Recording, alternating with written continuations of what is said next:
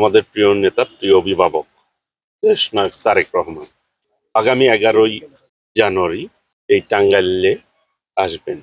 এই টাঙ্গাইলের সফর কিন্তু ওনার প্রথম সফর।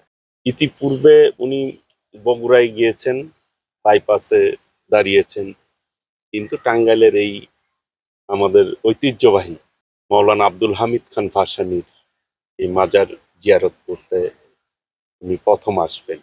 টাঙ্গাইলবাসী খুবই আনন্দিত, উদ্বেলিত এবং উচ্ছ্বাসের সহিত এই প্রোগ্রামটি তারা গ্রহণ করেছেন এবং দেশনায়ক তারেক রহমানের স্বাগত জানানোর জন্য দল মত নির্বিশেষে শ্রেণী পেশার সকল মানুষই অধীর আগ্রহে অপেক্ষা করছে কখন আসবে, তাকে এক নজর দেখতে।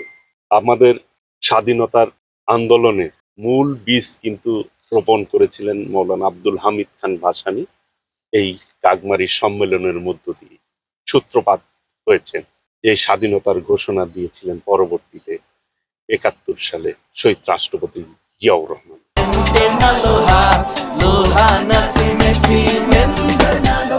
শহীদ রাষ্ট্রপতি জিয়াউর রহমান মৌলানা আব্দুল হামিদ খান ভাসানীর মাজার জিয়ারত করেছেন এবং আমাদের প্রিয় নেত্রী দেশনেত্রী বেগম খালেদা জিয়াও এই মৌলানা আব্দুল হামিদ খান ভাসানীর মাজার জিয়ারত করেছেন। আজকে আমাদের নেতা বিএনপির চেয়ারম্যান দেশনায়ক তারেক রহমান তিনিও এই মাজার জিয়ারত করার জন্যই আগামী 11 তারিখে আসবেন।